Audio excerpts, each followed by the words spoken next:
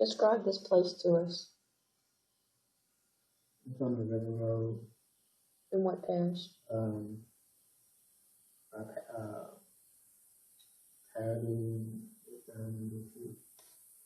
what did you see at the end of that? 11.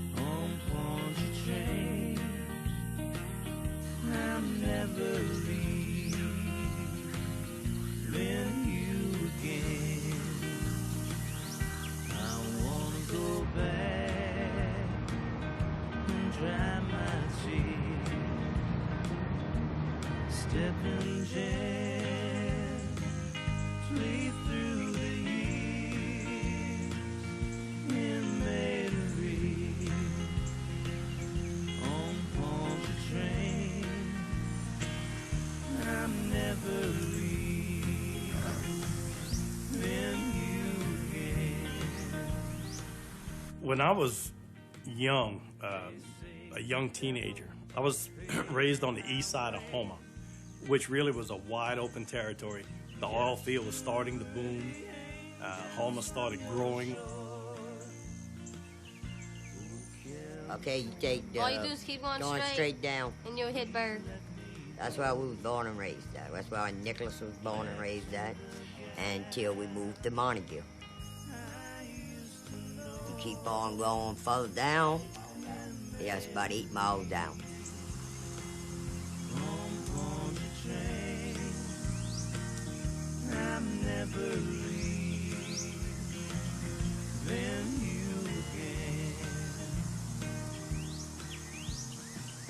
I was born in Lafayette.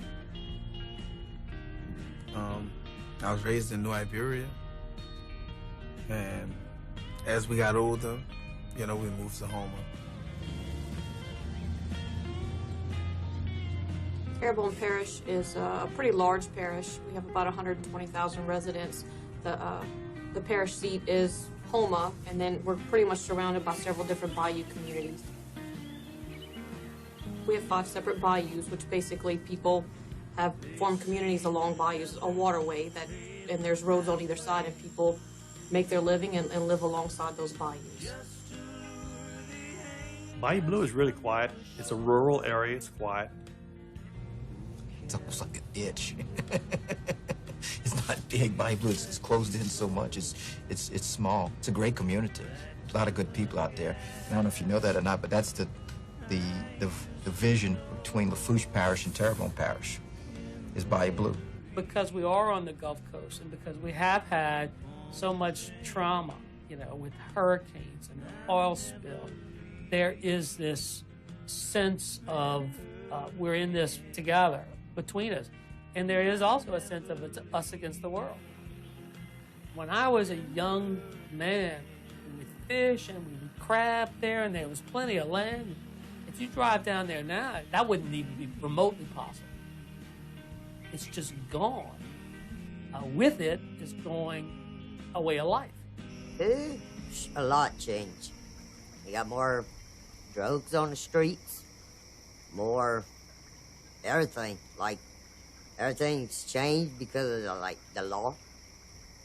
Okay? Like the police department, you know, you hear all what they're doing and stuff like that. And all these people going around, like, shooting people, killing people. Breaking into their houses. Breaking, yeah.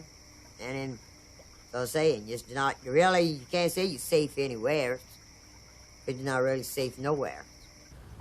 I don't know, because nobody never did me nothing, but then I found bodies and I'm not afraid to stay in me. Because I was born and raised down here. I couldn't say it. But they have some strange stuff going on.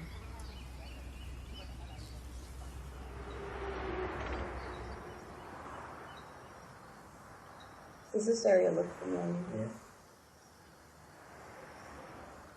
With the Shell station, you go down the road, on the track. Trees and some grass. Where did you go? You know, I'm going to the church. What church? I went to the church. Describe what's by the church. I like church. Okay, is there anything else by the church? A pizza place. And what else? And a miniatures. And where is this area at? I think it was by the stairway.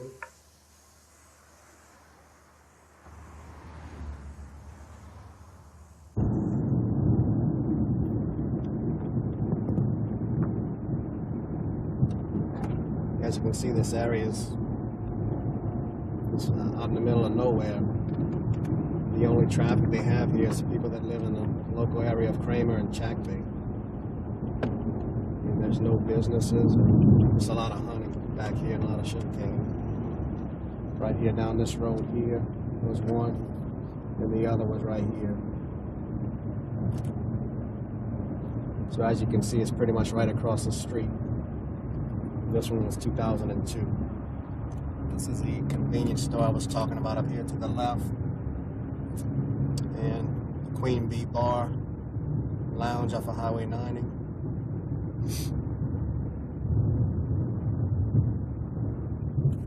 Little gravel road. April of 2005. August Watkins. It was dumped in this location.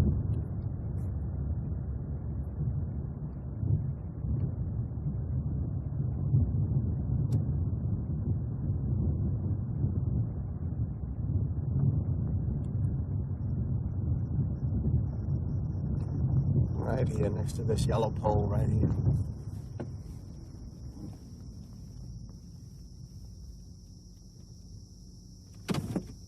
I remember it like it was yesterday.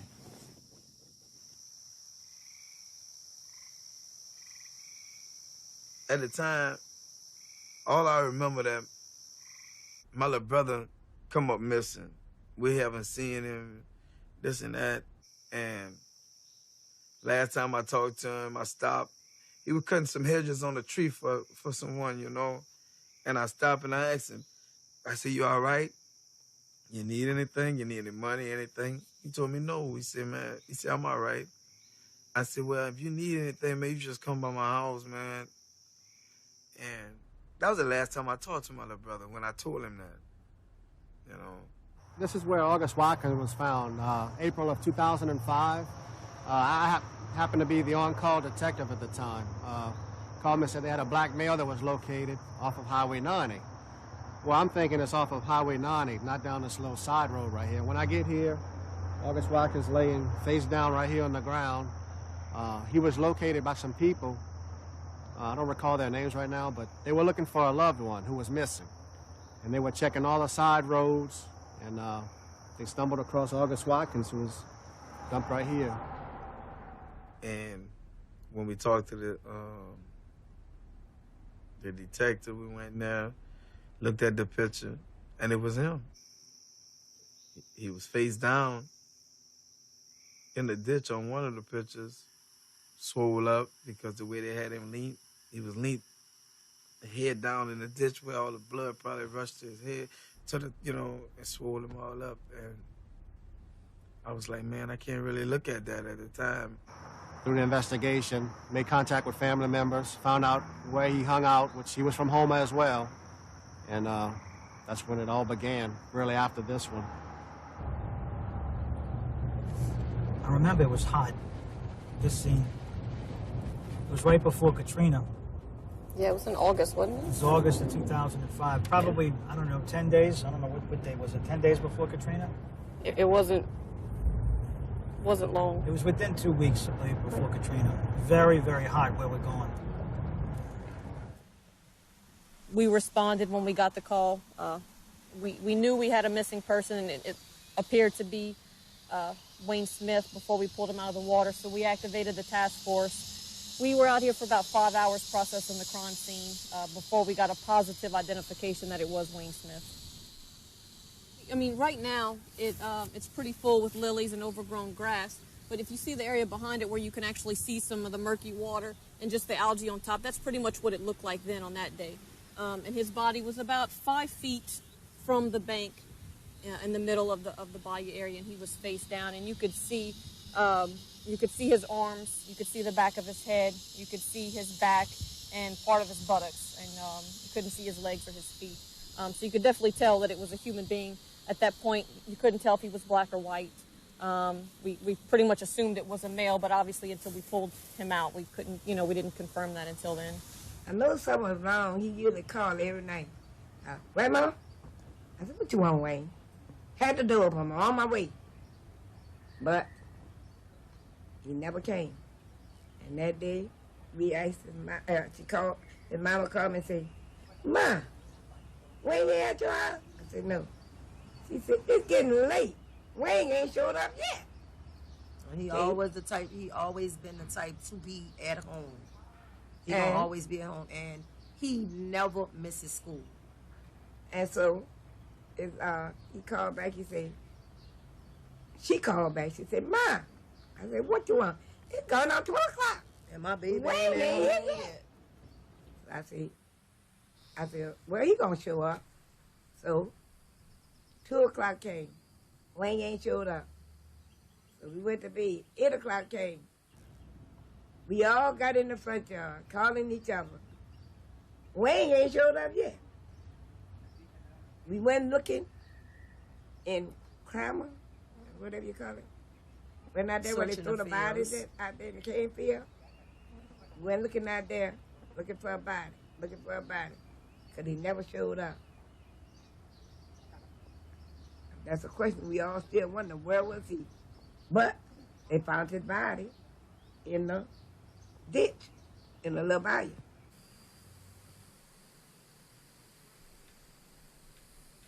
It was a bayou case. It was some killings that were like centered around Houma, and I had stumbled across just an internet comment somewhere talking about a string of possible serial killings in the New Orleans and Jefferson Parish area in years prior, and so we just started saying, well, what if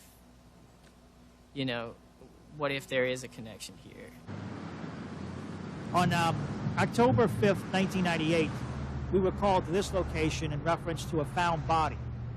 At the time, there was a body, which is later identified as the body of Mr. Oliver LeBanks, protruding from out of this vegetation from his upper torso and head onto this gravel road here.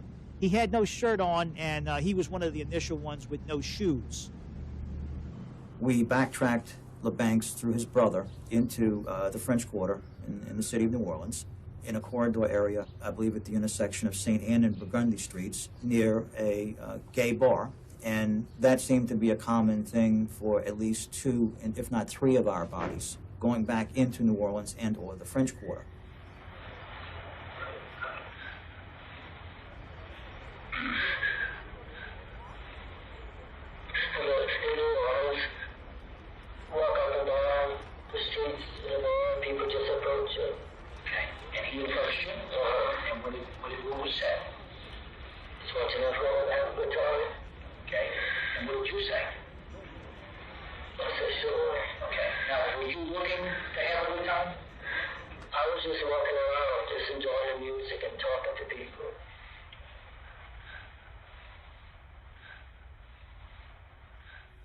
The thing that stands out the most is that in the beginning we talked about his victims being gay or being bi or whatever.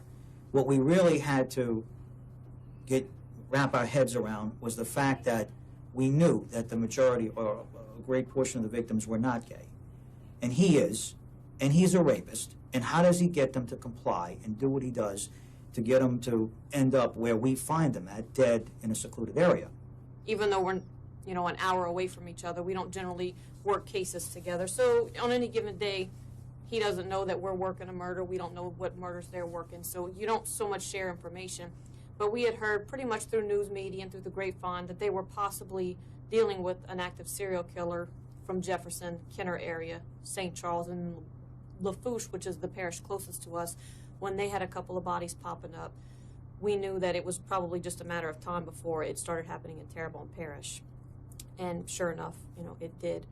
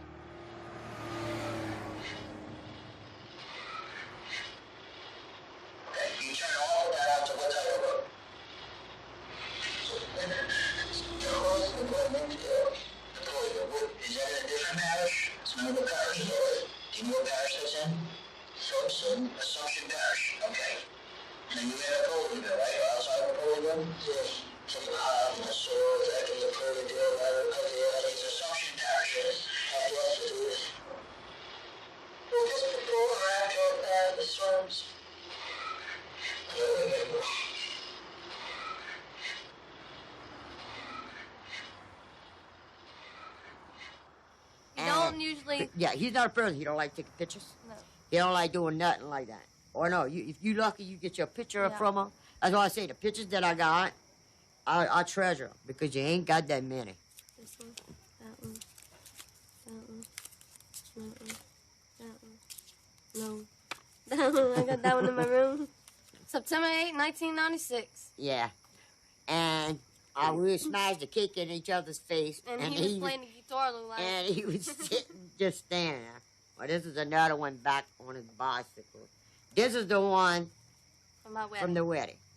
This is the one that's my treasure picture. That's the only good picture. He got a smile. And look, he's,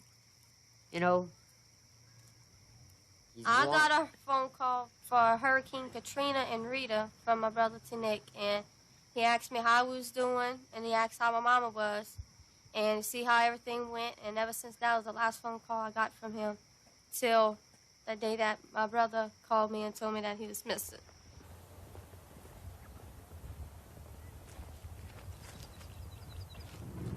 In 2005, that's when Hurricane Katrina hit here, and it kind of pushed us back a good 6 months on working the case. And you just didn't know when the next body was going to pop up somewhere.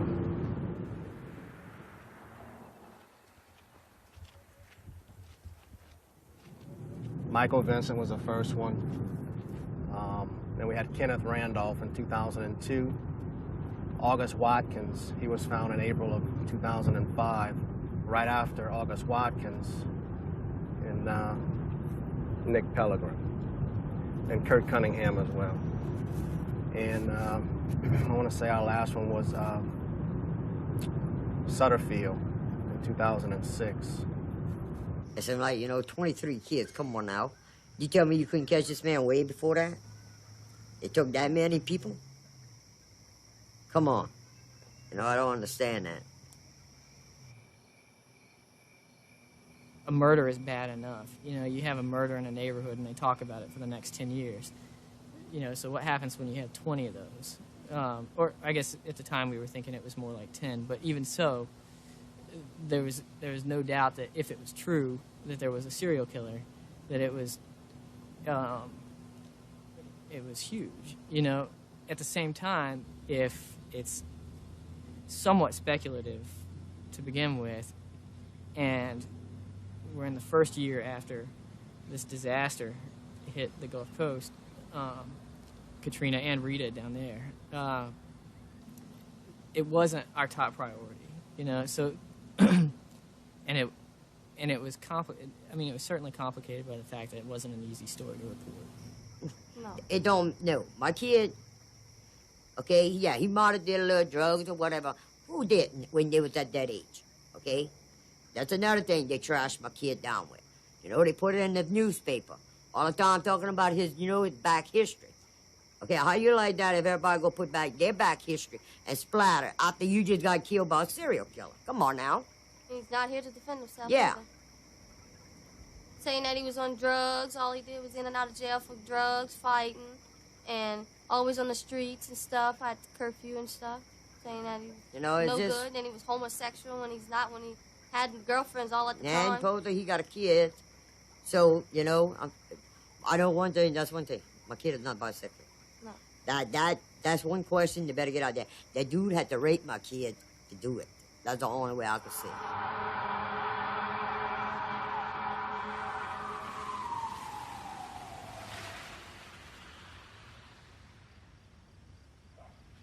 We had two main areas where he picked up most of the victims, and one of them was pretty much the main drag that leads you into Houma, which is Highway 182. It's also known as New Orleans Boulevard, and it's lined at the end of the street with several motels, low-budget motels that are known for drug activity, prostitution, transients coming in and out looking for work.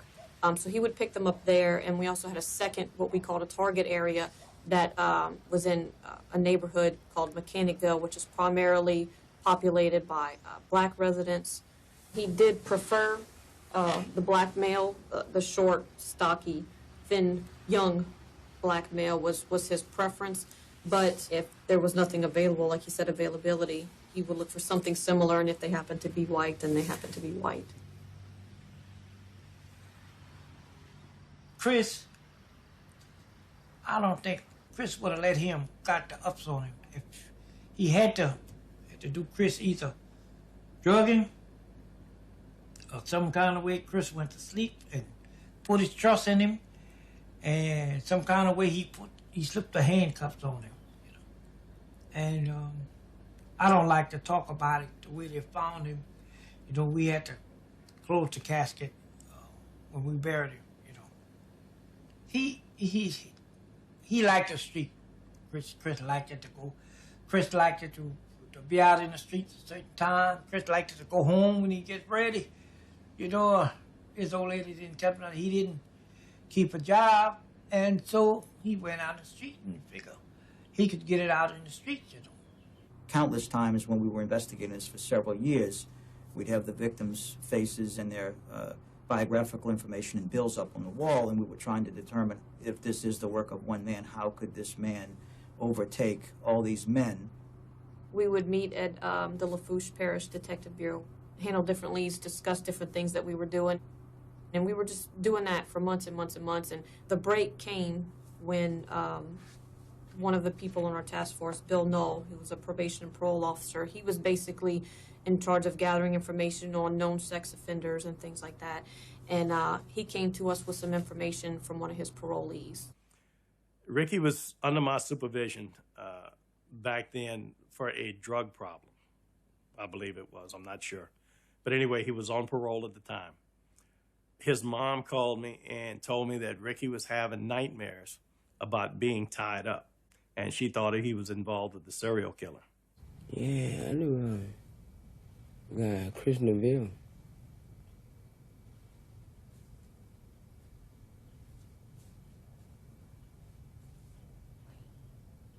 That's a big dude, man. That's a big old dude. I don't know how he killed him.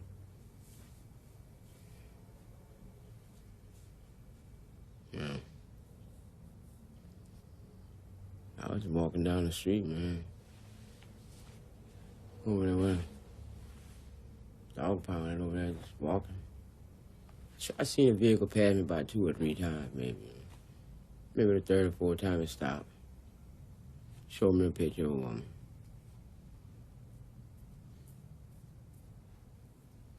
Told me I can make some money, you know.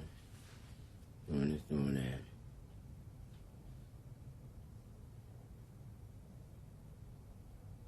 Fell for that, got in the truck. Started going to buy it blue. Shit. After we get there, he told me some kind of stuff that I had to get undressed, get tied up, and get wrapped in a towel and laying on my stomach.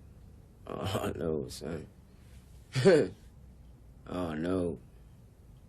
None of that. So he tried to talk me into it. I told him, you can talk a hole in your head. I ain't getting tired up.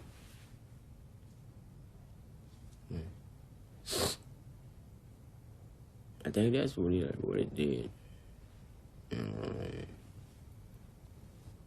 Anyway, we got into an argument while we was in the trailer, and he really didn't want to take me back.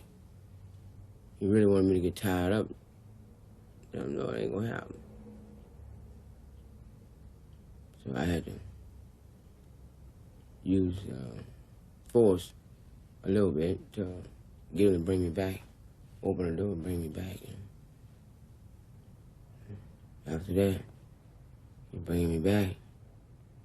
But yet, he kept on running his hand down the side of the door panel as if there was something down there, you know. I told him if he do that again, I'm gonna hit him with this bottle and smash the accelerator. So he stopped doing it. By the time he got me back where I was, I just got out of the truck and left. I never said nothing else about it.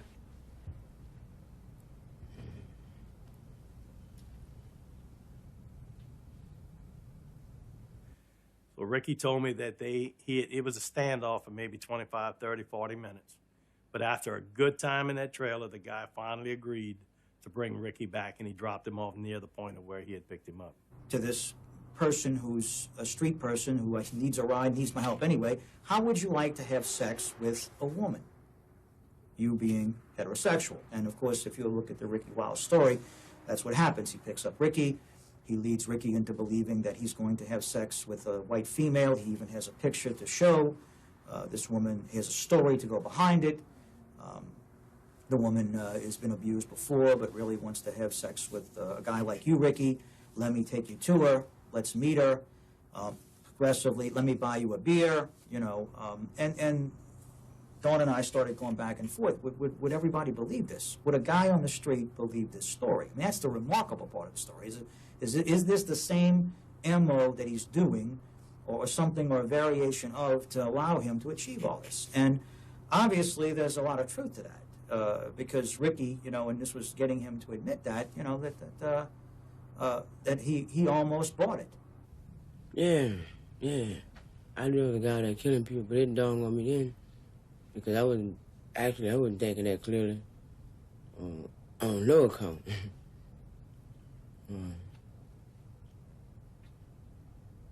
And then when I thought about it, it was too late.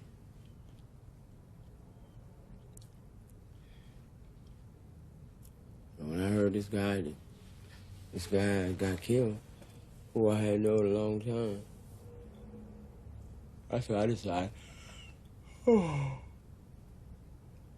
That's when I decided I would come forward and let somebody know what happened to me. Because I already knew that it was him who picked me up. How I know that? That feeling, that eerie feeling, just some things you just don't pass by. You can feel it inside out, no matter what it is. And that's what it was for me. I just knew it. I just knew it.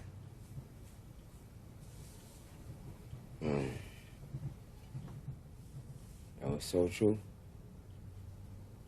Other than that.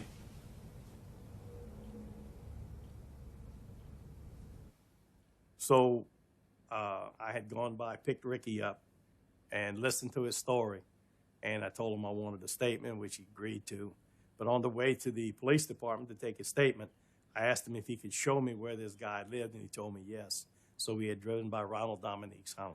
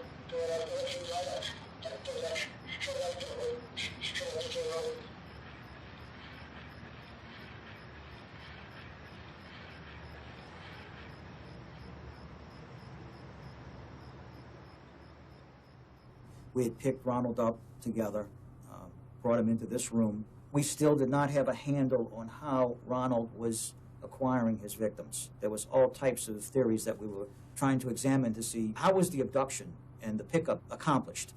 And then, of course, when we saw Ronald, Dawn can maybe speak to it, I think our doubts were, okay, this is just another person we have to go through and so forth. And then as time went on, and of course we got the DNA hit, well, then that changed everything. And at 12:05 this morning, December 2nd, after nearly 8 hours of interrogation, Terrebonne Parish detectives and Jefferson Parish detectives escorted Ronald Dominique from the inner interrogation room of the sheriff's office into the corridor of the courthouse.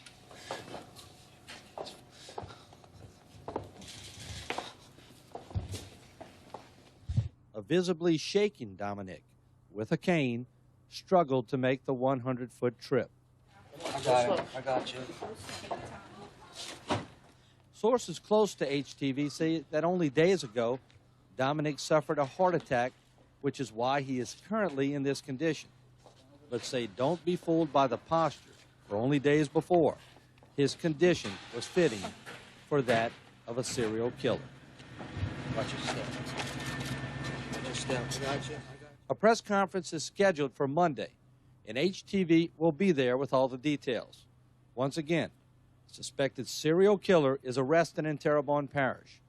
How many victims have died at the hands of Ronald Dominique? Only time will tell. One fact, however, is that several agencies worked hand in hand to catch a killer. I'm Martin False, and we'll be back with Congressman Bobby Jindal right after a short break.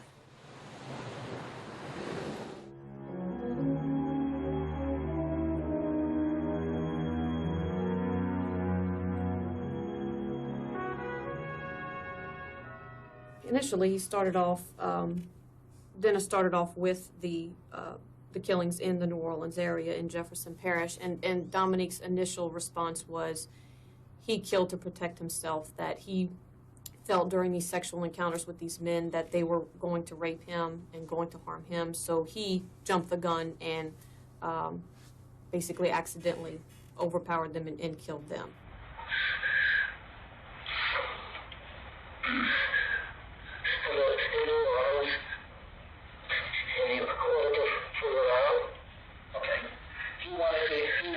You and asked you if you wanted to fool around to have sex. Yes. Right. It goes on and on. Right. Okay. Now he starts talking first.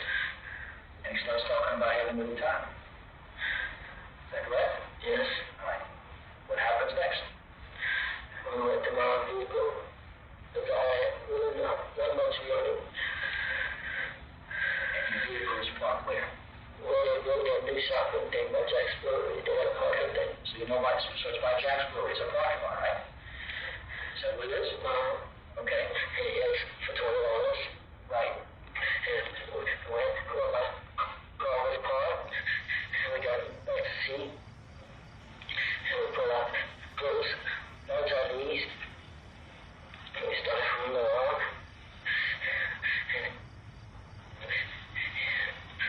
He was on the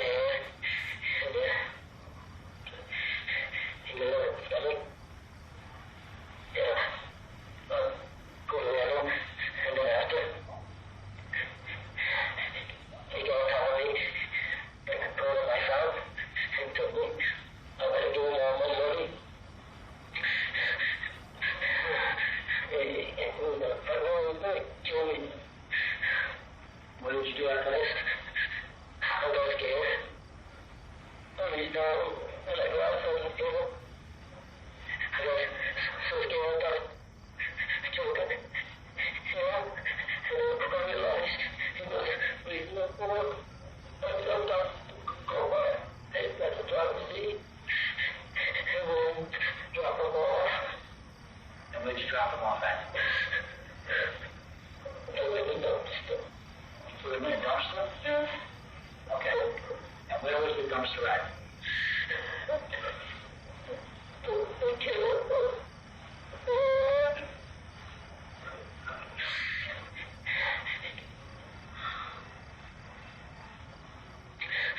When we talked to Dominique, I mean, one of our biggest questions was, how did you lure them? And that was one of the ruses that he used, was the picture of the female and talking about having heterosexual sex with her. But he also commented that when he approached a potential victim and he would have, 5-minute conversation with them, and in that time he would determine if he thought they were homosexual or heterosexual, and then he would throw out his ruse. And if he thought they were homosexual, he would ask them if they wanted to have homosexual sex. And if he thought that they were heterosexual, then he would use the ruse of the female having sex with him, or even, hey, would you like to go smoke some weed together? He in his own words, he would kind of size them up before approaching them about leaving with him. So it wasn't just a matter of, hey, hop in the car. He would kind of size them up and determine which ruse he was going to use before they ended up getting in the car with him. They found him on the night. He died that Saturday, the night that he left. That was the night he really got killed. That was for the 6th. Okay? And then for the 19th, that's when Detective Dawn and the one from LaFouche Parish, that other detective, I can't remember his name, but I liked that him. I could tell you what, I did like that cop. But anyhow, he's the one that came. We met at my son's house, and they the one that came out and told us, yeah, they found the body, and it was my son. Nick's case was a little different than the other bodies as far as the contact. He had prior contact with Dominique, and he was the only victim that we know of that occurred. Nick actually lived in this neighborhood right here on your right. A few days before Nick went missing, he was doing some construction work on a friend's house in one of our bayou areas, and he came across Dominique. Dominique was actually reading meters at one of the houses where Nick was doing work at, and according to Dominique, they struck up a conversation. Dominique got Nick's number during their meeting, and on the night that he went to pick him up, he stopped at a payphone, called Nick's phone, and let him know he was on his way to pick him up. That's the only case that we know of where Dominique had prior contact with one of his victims. And that happened to be Nick Pellegrin, and it was definitely a special circumstances. I knew Nicky Pellegrin. I supervised Nicky. I believe he was on for a minor drug problem, but he was not a bad kid. I never had a problem with Nicky. In fact, I was surprised that he was a victim because I didn't know that Nicky hung out in Houma. Nicky had always been around Montague when I knew him. Nicholas Pellegrin, yeah, that was my cousin. They found his body over there in Thibodeau over there. Yeah. I was staying in Montague at the time. It's a little town a little further down here, about maybe 35 minutes, 40 minutes. A little further. You blink your eyes, you miss it. Yeah. You can tell I'm a Cajun. This is a homeless shelter for people that ain't got outside to eat, that ain't got no food to eat, they ain't got no home. And what's it like? It depends what you make out of it. Right. You know what I mean? You can make bad and you can make good out of it. I just been chilling out, trying to stay out of trouble. Go and help my friend work on his van. Enjoy life and enjoy spending time with just good people, you know what I'm saying? Because trouble is real easy to get into and hard to get out of. It's definitely hard to get out of. And he was helping his daddy tear down the trail or something. That's supposedly how my son ran into him. They exchanged each other, got each other's sale, and crap like that. And then one night, supposedly, he happened to call him. It was on a Saturday. Yeah, it was on a Saturday. He called her. And then that night... From the mall, because he was at the mall and they called him. And then after that, that's when he was missing, ever since that. And that was the last time. And they walked the levees looking for him because they said he was probably out there. And they searched and searched and searched. The way They found him. description that we You know, yeah. When I saw the body of him. the body, Don't look didn't like even him. look like him. My son had to go, said that it was him. Me, Me either. I don't know. I don't. It's like, you know, a mother always supposed to know, like have a feeling that you know. I don't know how they say that, but I don't know. I just think you got him somewhere. Sometimes I think like that you got him out there and they holding him, and maybe one day I might see him, but I know it ain't happening. I might just go a little crazy sometimes, but it's not that. It's just I guess I'm wishing like it.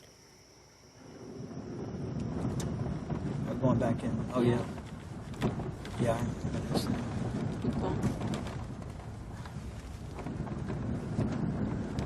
And it went around all the way? Yeah. It looks different, though. It is. These were not here. No. These porticos were not here. This trailer park was here. Dominique lived in Bayou Blue, which is one of the Bayou communities in Terrebonne Parish.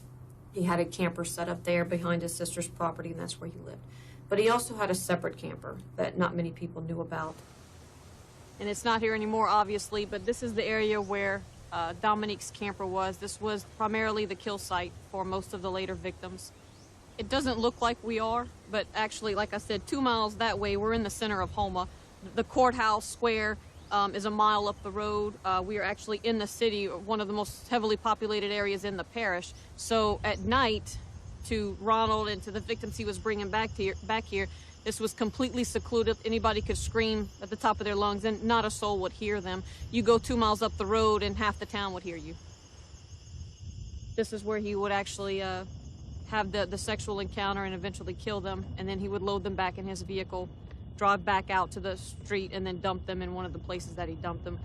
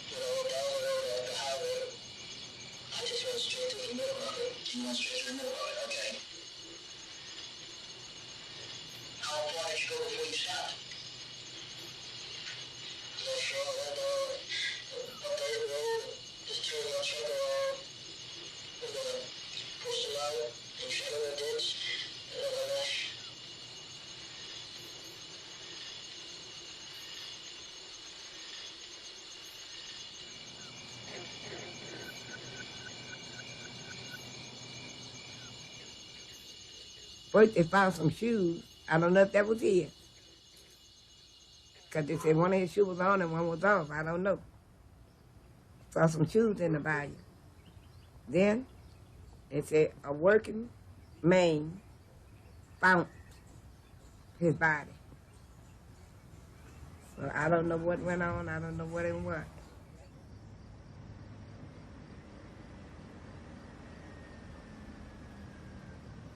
Primarily, one of the victims, which is Wayne Smith, was picked up at a convenience store at the corner of Payne and East Street. And Dominique actually followed him home 2 streets over where he could put up his bicycle, and then he hopped into the car with Dominique.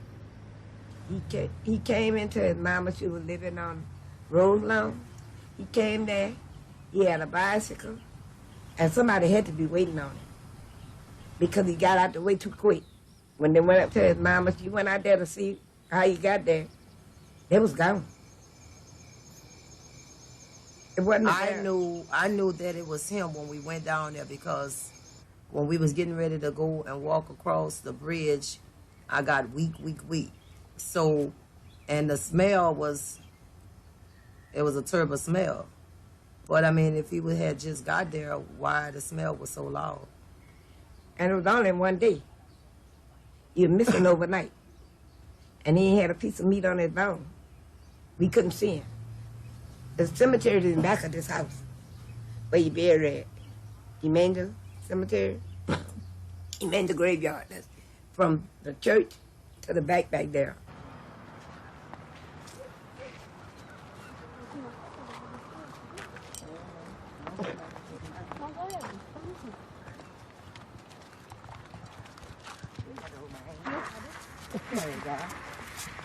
They get locked.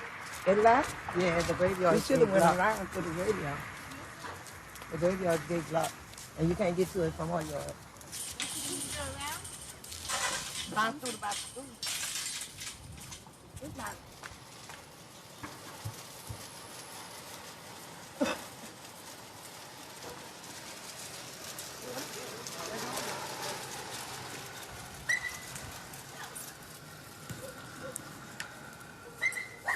This, I think it's the third one. it's this one because that's the flower Angela. That's going over This here. is where he's buried. I'm gonna get another flower.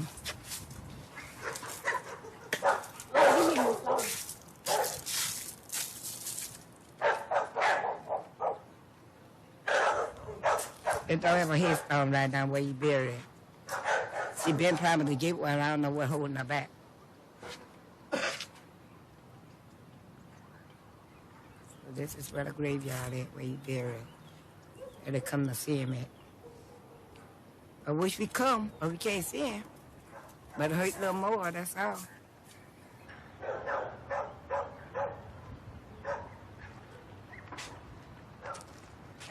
I mean, you taking out people, children that, you know, they love. I mean, you just took the loved ones of people's life. So I wonder how your family would feel, you know. If something happened to him. No, I wouldn't. I wouldn't want nothing to happen to him. I mean, whatever gonna happen to him, God gonna handle it. So, I mean, that's God's will.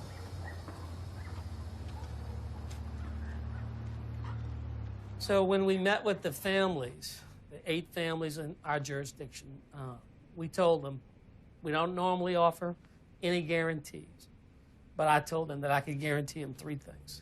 1, that he would be convicted. 2, he would get the death penalty. And 3, that it'd be about 12 to 14 years before he was executed. We had on the other side Mark Rhodes and the district attorney in Terrebonne Parish. They were professional, and they had more concern, I believe, for the welfare of the families than they did for their own personal gain or political career. That they knew that to pursue this case all the way through may end up with the family not having closure. What was going to happen for years and years to come. He deathly feared jail. I don't doubt that for a second, which is one of the reasons why I feel like he got exactly the worst punishment that was available, that a death sentence for Mr. Dominique would have actually been, for him, probably less traumatic. And I know that sounds hard to believe, but at his age, and if his health improves, because he does have some health issues, if he spends 30 years in the general population in Angola, it's going to be a very, very tough life for him. And that's what the families wanted. I mean, they did not forego the death penalty out of compassion. I want to make that clear. These people they wanted the worst possible penalty. And in this case, they felt that life imprisonment was that. And I couldn't disagree with them. I couldn't. And I wasn't about to try to talk them out of it. I don't type of guy, eye for an eye, but I'm a type of guy, if you do wrong, you should get punished for it. You know? That's why I wanted to give him life. I didn't want legal injection. Let's just let him sit there every day and think about all the life he done took from the people that love him, children and all. You know? I think that's just a waste of a legal injection. A lot of people looking for them to lay there and kill him or what's not like that. I'm not looking for them to kill him. I'm looking for him to go to prison for a couple of life sentences or whatever, and let him, you know, if you kill him, what good he go through? That's what he want. Let him feel the way we feel, you know? So, to me, he should have got the death penalty. Mark Rose says that he talked to all the families, and we all agreed to that. No, he's lying. We wanted the death penalty. We wanted the death penalty.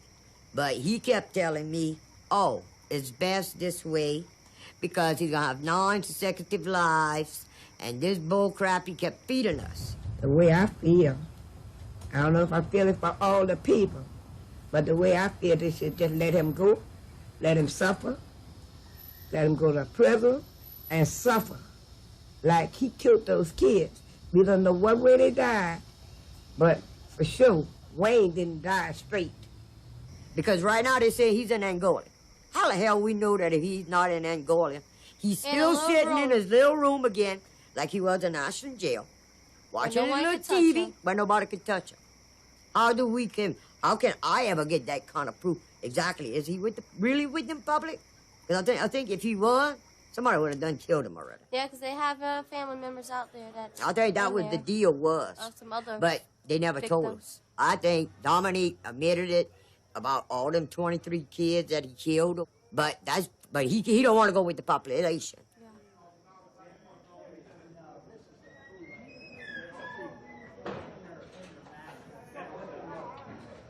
Do you seek the death penalty or do you seek life imprisonment?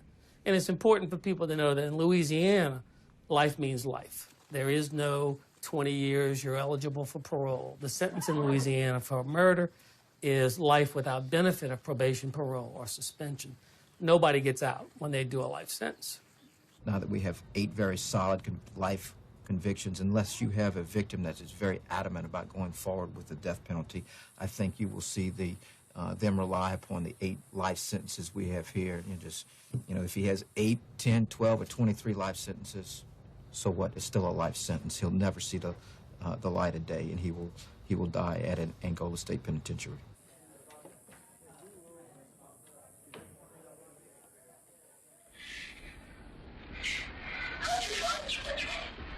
I don't know if you drive it.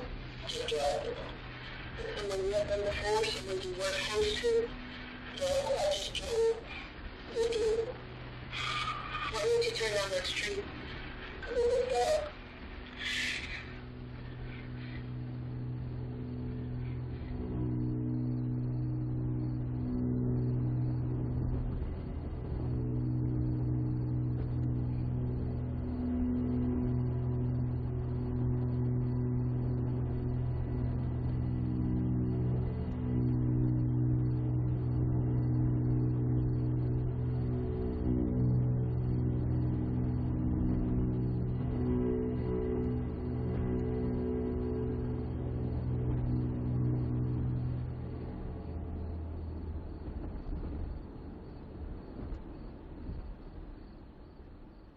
I was amazed. At the same time, I was handling another case in the neighboring parish of a mother who killed her 2 children and a family pet and attempted to kill herself. And both these cases were happening at the same time. The case of the mother got significantly more publicity in the state than Ronald Dominique's case did. And I never understood why. I think that there was a sense that because it was happening so far down the bayou, that the rest of the country just wasn't really that interested in it. The really defining moment as far as national media coverage or the lack thereof for us was the first night we were in New York Times owned paper, and we call up to the New York Times thinking, we've got your story for tomorrow. And their response to us was, well, we're not actually interested in that. That's a regional story. And we didn't even understand what that meant. I mean, people in other parts of the country aren't interested in killings of this magnitude. That doesn't make sense. For me personally, as a prosecutor, yeah, it would have been a prosecutor's dream. 23 homicides, one of the nation's top serial killers. the trial would have drug on for days. The media would have been everywhere. You know, it would have been great for everybody involved if your definition of great is, you know, notoriety and public, being in the public eye and all those things. But nobody involved was interested in that. I would have liked it. You know how you, on you know, on TV, when you go to court, you see, this is how I wanted to hear it. For him to get up there and explain how Larry met him. You know, everything. What was, you know, even if it could have been, what was the last word? What, you know, stuff like that. But you didn't get that. They just want to hurry up in it. Like, you know, kill the case, shut, clean, that's it. That's what Mr. Marco Rose did. You know? He didn't, you know, you don't think we would have wanted to hear what that man had the good to say? I think, to me, he deserved my answers, to answer my damn questions, because he pissed me off. You know? I hate that man. All he did was keep his head down like he was laughing. To me, you know, it's not a joke, this. This is my son. I carried this kid. I brought him up. You know? And somebody just go take him like that? And he's living it up in a corner? And all these cops are getting rewards. You know, it just pisses me off. It was just like a big old disaster, you know. Thing was, you know, this person getting killed, you know, then you turn around, there's another one, you know. Like it was just, I thought it wouldn't go in the way it was going. Take you to Michael Barnett and Daytrail Woods' dump sites. That's the mini storage. And Daytrail Woods was the kid. He was the youngest kid. He was found in a sugarcane field. They're right next to each other. Turn before, after. Just turn right there. You see that little gravel hole right there? Yeah, that's it. And then just right where that truck is. Trick is still in business? This is the body dump site for Daytrail Woods. He was one of the serial killer victims. He was went reported missing on May 24th, 2003 by his family, and we found him 2 days later here with his bicycle at the edge of the cane field. After the autopsy, his cause of death was unknown. So he was added to the list of potential serial killer victims. And later, when we did our interview of Dominique, he did specifically remember Daytrail and the whole scenario of picking him up and his entire encounter with him. And it's wasn't uncommon on a few of these scenes to be able to be standing at one murder scene and literally looking at another one in eyesight, a distance away, like this one. These buildings behind us, directly to the side, that is a set of mini storages, and actually another body was placed there. The difference between most of the sites we're visiting and that one is that he actually placed the body inside of one of the mini storages. He said he came across the mini storages. One of them was unlocked and unoccupied. It was completely vacant. He found it, opened the door, placed the body inside, and closed it. Obviously, that one was not found within a few days, so we had issues with major decomposition and identification upon finding that body. Michael Barnett, he was one of our first white male victims, and he had some previous history for being involved in drug activity and did not have a steady life that we were able to track. And with a 3-week gap between the last time he was seen and the time he was found, it was pretty difficult.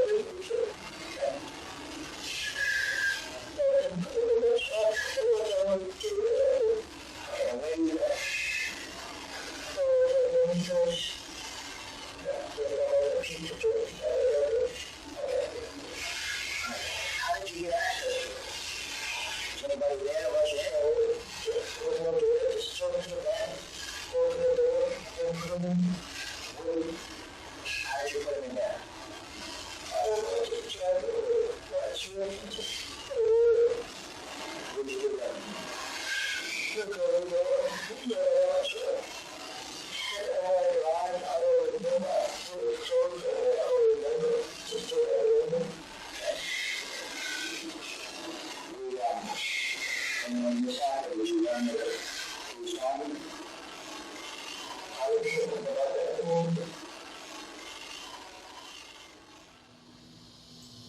mere fact that the victims were street people, and so it's a segment of society we don't like to talk about anyways, and we don't like to. These were the hardest cases, you know. These were the people that it's hardest to help in life, and the fact that Dominique was gay is, I mean, that just, it's. I'm sure that made it a harder story for people to talk about and to think about, but I don't know that any of that explains the fact that there wasn't even an initial response. Maybe the oil spill proves me wrong, or maybe the oil spill changed things, but I think it goes back to the remoteness of Houma, and I think that has to do with the very day-to-day way that life is lived down there. I don't know that my kids will get to see some of the places that I reported on down there. I do believe that the rest of the country doesn't really comprehend what coastal erosion is and what the ramifications are. And I understand Katrina fatigue and BP fatigue. I get all of that. But when you've lived here your whole life and you're starting to see the real impact, it is a very scary prospect. Families stay here. My grandchildren will be here. I'm just not sure here will be here anymore. I don't know if it's happening anywhere else. I don't know. We don't have anybody to compare ourselves to. It gives everything this immediacy. I just don't know how well that translates to the rest of the country. And maybe they weren't college students, but they were still members of the community, right? And they were still our people. And why do they not deserve the attention that these other cases would get around the country? And I think that there would be a real. I think it's an important question. I don't know that there's an answer, but if you find somebody, please tell me, you know?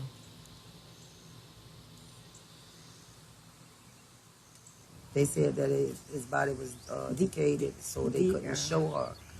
But, I mean, how would she know if that's her child? She never had, I mean, she has no clothes towards it. I mean, my little cousin, his mama, I know she greeting Dontrell Woods, my cousin Christopher, Terrell, that's my mama nephew. I mean, yeah, that's my nephew. Read the paper and thing. I said, oh dear, I got 5 people in there killing me. 5. How they could get them all out of one family? I said, I don't understand it. And then they talk about homeless. I said, I know Wayne wasn't no homeless. I said, they need to be sued for putting that lie in the paper. Because Wayne was not homeless. He had too many aunts, uncles, and sisters and brothers and things for him to be homeless. And he wasn't no child stay in the street. He called before he get in home. He'd be at home every night. And they all was up in this area. So I don't understand it. Why did he have to pick this area? I asked myself that many times. Never got no answer. It's just, I don't know. It's a hurting thing. This guy on Channel 10, False, he had a program, Do You Know Where Your Children At? And a lot of us don't. Really. Around here they don't, you know. And I take my 2 grandchildren, bring them out in the park, and I see young girls, 7, 8 years old, still out there in the park. You know. Right now, time gonna change. And time change, 6 o'clock, it stopped. Your child's supposed to be at home. Yeah. So, they don't worry about it. They just set up there to me and wait till something happens. You know how everybody wish, you know, they can get their last words of what really happened at that last moment, but I'll never get it. So that's why I'll leave it in God's hand. I said, God's gonna protect them. And I said, if God wants me to find out everything about it, and I guess One day it might come out, one day it might. I said, oh, I don't bug me no more. At one time it used to kill me to find out. But I still would like to know, but I'll never know. That's just the way I am. I figured I ain't never gonna know nothing. You never do anyhow. It ain't that easy to just say, well, oh, I'm just gonna throw all this on the back burner. You know, my little brother gone. It's not that easy. Especially when it's someone that you know, play with, you know. Used to just, he's missing. If he was here now, man, you just don't know, man. I miss my little brother. I wish he was here. I really do.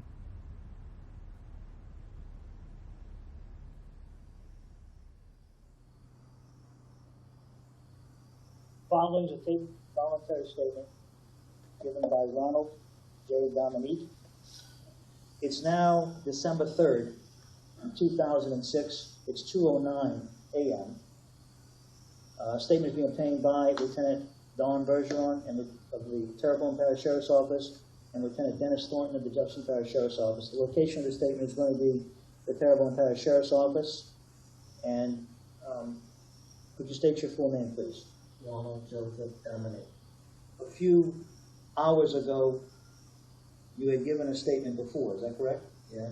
And you're giving another statement right now to clear up some more things that you wish to discuss with us, is that correct? Yeah. Okay, now let's start. I'm going to show you a picture with the number 13 labeled on it. It's a picture of a black male named Daytrail Woods. Does this person look familiar? Yes. Why does he look familiar? Because I had sex with him. What made him get into your vehicle? What did y'all talk about? What did you tell him? I was going to pay him money to have sex with him. So where did you go with him? We went to mini stores. What mini stores did you go to? He ran to the mini stores in my room. I told him I wanted to take in the butt. He had to be tied because I didn't want to get hurt. And he agreed to that? Yes. So did you tie him up? Yes. He was okay with this? Yes, until I told that I was going to do him. And what happened then? He fought. Did you have sex with him? Yes. Did you rape him? Yes. What did you do? I raped him and I choked him, and then I brought him to the church. What church? Going to a church. Describe what's by the church. A white church of Satan. Okay, is there anything else by the church? A pizza place. And what else? And many stores.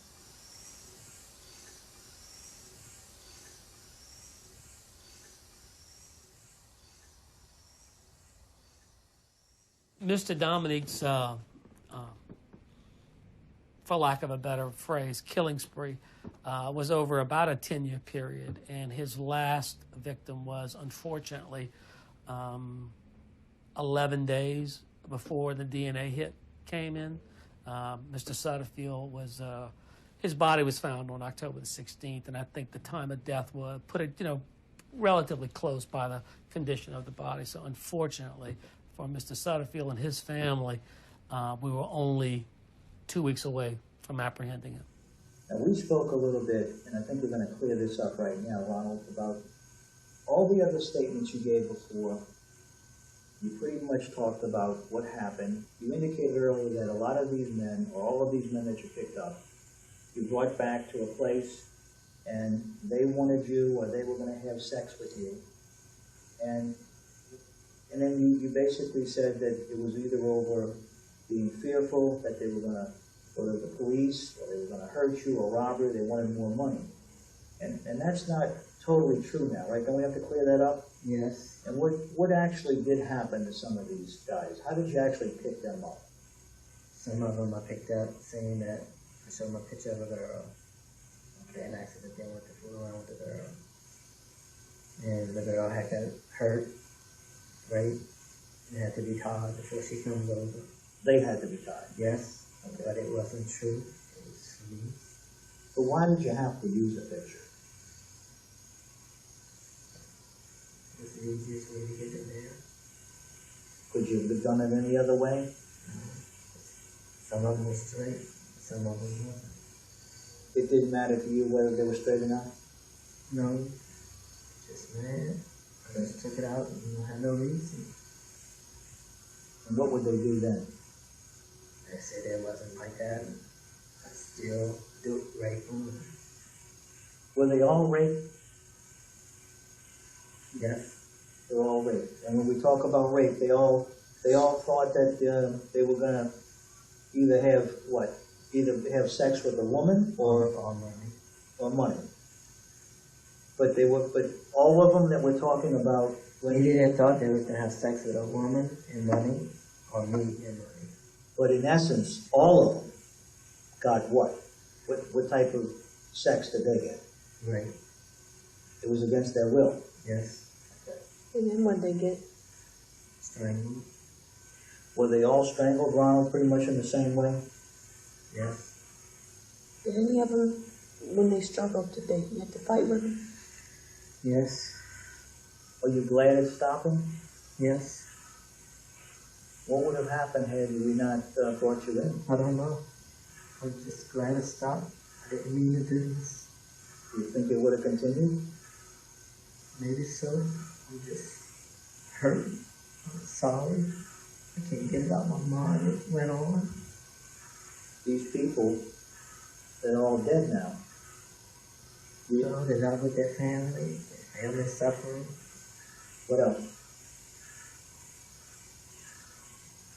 I just want everybody to forgive me. I'm sorry. I didn't mean to. Okay.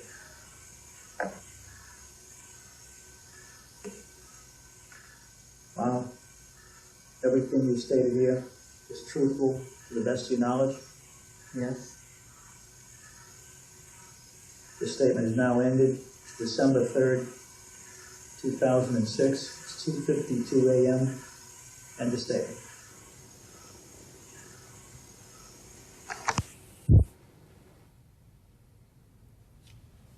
I don't know exactly how long it was before he was arrested again. But, man, this dude a monster, man.